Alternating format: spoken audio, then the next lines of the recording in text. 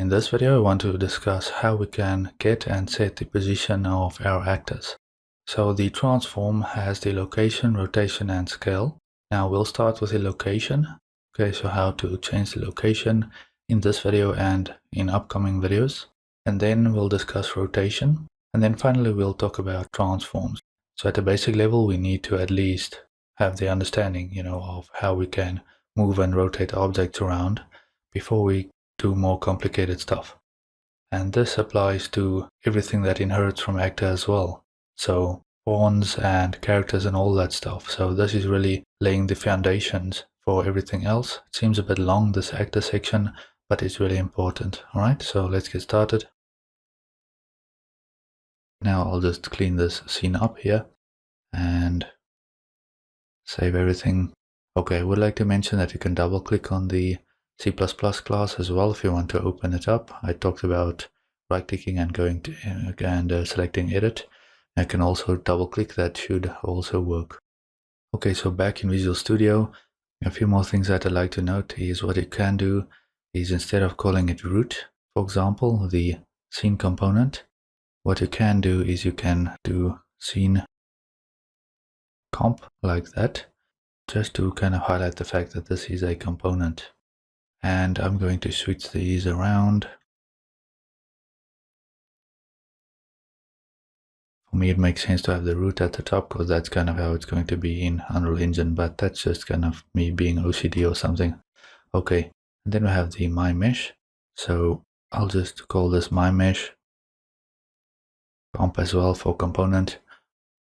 And of course, we have to update that in the .cpp file now. So My Mesh comp, root comp, and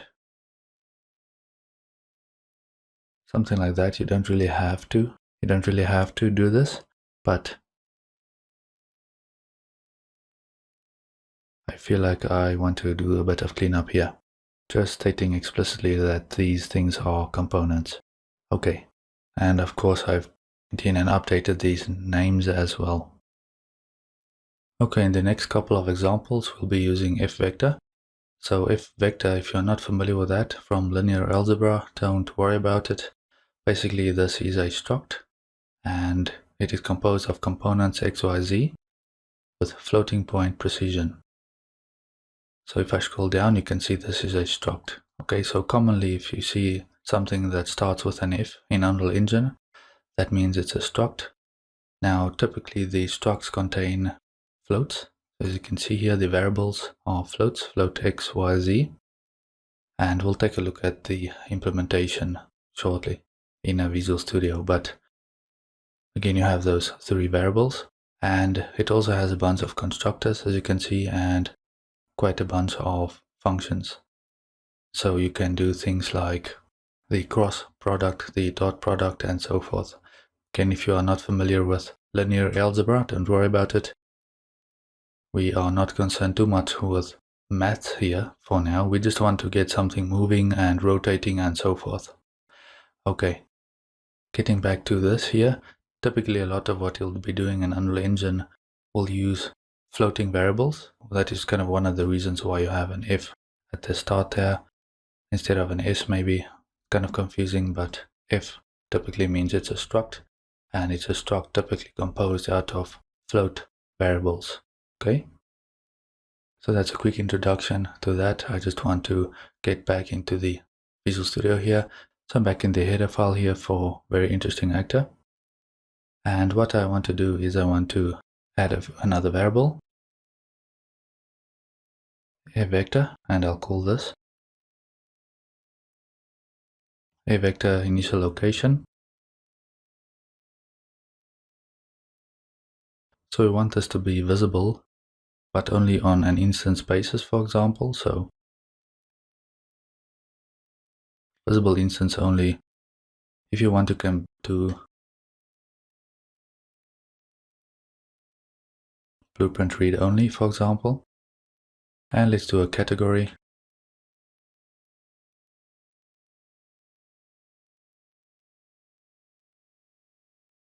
I'll do a category and I'll call that interesting vectors, for example. Okay, so vectors relating to my Very interesting actor. Okay, so what is the goal with this variable?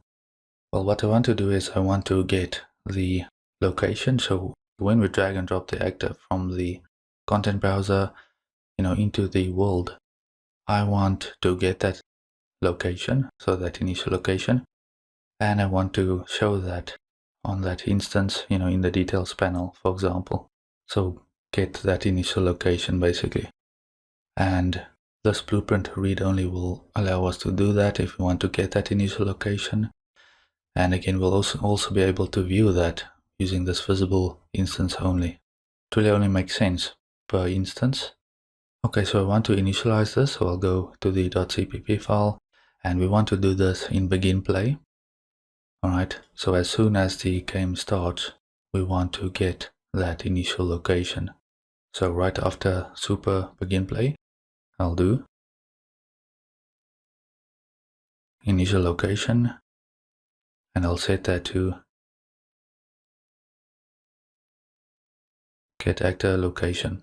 Now at this point, you should not be too worried about FVector. Again, in the next example, we'll go and look at the FVector in a bit more detail.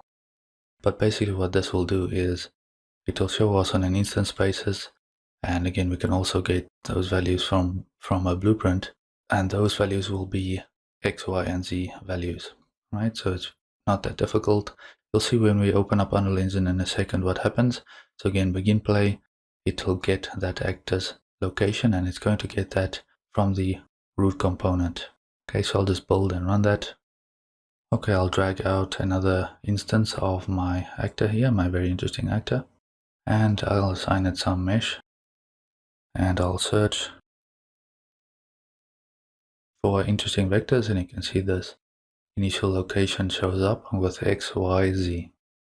Now, it's not editable because it won't really make sense in this case, but as soon as I hit play, I'll just do selected viewport here, and I'll eject. You can also press F8 to remember to eject. I'll just stop for a second, play. As soon as I left click in here, my cursor will go away basically. So then I can press F8 to eject. Left click and select that actor, and you can see more or less what that transform is. -440, 470, and 150 for Z. And I'll just stop and select that again, and you can see if I remove that filter, that is what we get: -440 for X, 470 for Y, and 150 for Z. If you revert this, this will go back to the center of the world, of course. But the point is, as soon as we play this now, we can see just select that again, scroll down. Interesting actor, that's the category. Initial location, again, that's the initial placed location, or dragged and dropped location, or whatever you want to call that variable. So it gets that, saves that in a variable, in this initial location vector variable. And so because that's a variable, we can use that later on, get that initial location and maybe return the actor back to that location, whatever the case might be, whatever you want to do with it. In this case, I just want to show you like how you can get the location of the actor. Alright, I'll stop. But what if we want to set the initial location? So when the game starts, maybe we want the location to change. So here it's at this location. Maybe we want, as soon as we click play, that to move to the origin of the world, for example. How do we do that? Well, we'll talk about that in the next section. Okay, back in the header file, I want to do another vector variable, and I'll call this, so it's going to be an FVector, and I'll call this begin play location. And so what we want to do is, as soon as the game starts, so as soon as begin play is called, then we want to set the location of our actor. So here with this variable, we get that initial location, the place location, or the location where you dragged and dropped that originally in the editor. This, however, is again the location we want to set it to as soon as the gameplay starts, so you can comment it that way if you want. but I think this is kind of self-explanatory here. We also want this to be editable, so I'll do edit instance only, and it doesn't matter, you can edit it per instance or anywhere, so you can set a default, and you can also edit then on a per instance basis. It doesn't really matter. What we want here is to have this blueprint read write, and also category interesting vectors. Now in some cases people will initialize this right here in the header. I don't like doing that, so I'll go back into the .cpp, and in the constructor I'll go and initialize this. Begin play location.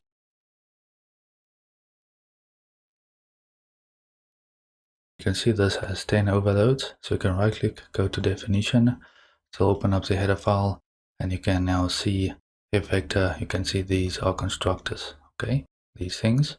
You have one here that sets x to int f, so whatever you pass in, you can pass in a single float, and it will set all of those equal to that. And you have a bunch more. So if you scroll all the way up, you have the struct right here, struct FVector. And you can see vectors x component, y component, and all of that. So what I'll do is I'll do 0.0 f. You can see the constructors show up. You can press the up and down arrows. You can go through those. So here we are passing in a float for each one of those. So for x, y, and z. So for z, let's do something else. Let's do 100 units. Okay, so it's going to set that location. Now this is initializing the variable begin play location, but it does not set the actual location of the actor yet. For that we have to call a function. So this line here will get the actor's location and assign that to that variable initial location. So what we want to do is we want to set the actor's location to this variable here, begin play location. Okay, so I'll just build and run this. And we can see that we have initial location and begin play location. This has a default value, okay, that is derived from that value that we set in the constructor. You'll see 0, 0, and 100. So I'll just play this, and you can see that this will jump to this location. I'll eject and select that instance, and you can see that is where I'll just close this off actually, and you'll see in the transform the location is 0, 0, 100. Stop that again, and we can edit that, and I'll edit that to something like, let's go y a bit, maybe 50, and I'll set that maybe to 80 instead, and play. Select that, and you can see in the transform 0, 50, and 80. And this is movable, so I can actually move that around, and you'll see that those values will update, just in case you've forgotten about that. Okay, I'll just stop. And so I can edit this blueprint. You can see in the class defaults, you can go and search for that vector, begin play location will show up, and you can change the defaults here. Then I'll just close out of that. You also have, under interesting vectors, you have these, initial location and begin play location. So you can, for example, set the begin play location. I'll just do some value here, and I'll compile and save this. And as soon as I now go and play, I'll just eject and select this. And similarly, if I close out of this filter, you'll see we have 10, 20, 100. Okay. So I hope you found this useful. It's a quick way again of how we can get the actor's location and how we can set the actor location. And those will return vectors. Again, we have the FVector, and we've looked at one or two constructors for that as well. So here, for example, if you want to set everything to 0, what you can do is you can do this. set it up like this, for example, and that will work. Now everything will be zeroed out. I'll just stop that and compile.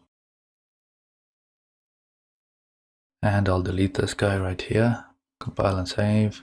Okay, and if I search for vectors now, you see it still has this value here, 0, 50, and 80, for example. You can left click right here to revert that to the default. And that is hitting the constructor, of course. And because if you set that during gameplay, it's just going to go back to that value. Basically, it's not going to keep that value, whatever values you set during gameplay. So I'll play this now and eject and select that. And you can see the begin play location. And I'll close out of that and you can see the location here, 000, right? So a quick introduction to vectors and then the get and set actor location functions.